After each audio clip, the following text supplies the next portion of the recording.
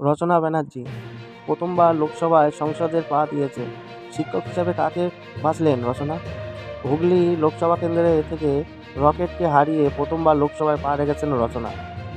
এইবার প্রথম লোকসভায় সংসদ নির্বাচিত হয়েছেন রচনা বন্দ্যোপাধ্যায়। সংসদ হিসাবে মঙ্গলবার শপথ নিয়েছেন তিনি। কিন্তু সংসদের জটিল নিয়মকানুন খুঁটিনাটি মন দিয়ে শিখতে চান রচনা। তাই শিক্ষক হিসাবে বেছে নিয়েছেন তৃণমূল সংসদের মধ্যে অভিজ্ঞতার দিক দিয়ে সবথেকে সিনিয়র সুদীপ বন্দ্যোপাধ্যায়।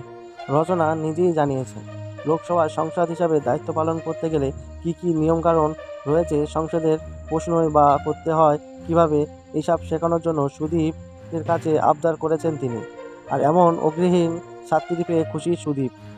তবে সুদীপের অতীত অভিজ্ঞতা অবশ্যই ভালো নয়।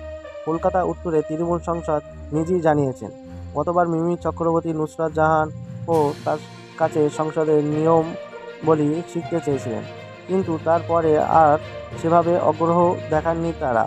সুদীপের কথায় নুসরাতও বলেছিলেন শিখবে, পরে আর আসেনি। রচনা সেটা করবে না।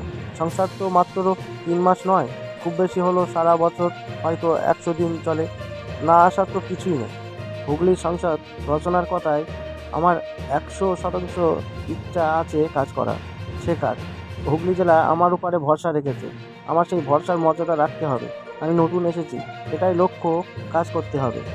সুদীপকে প্রশংসা করে রচনা বললেন, আজকে দাদা যা বক্তব্য রাখলেন সবই মোহিত হয়ে গিয়েছে।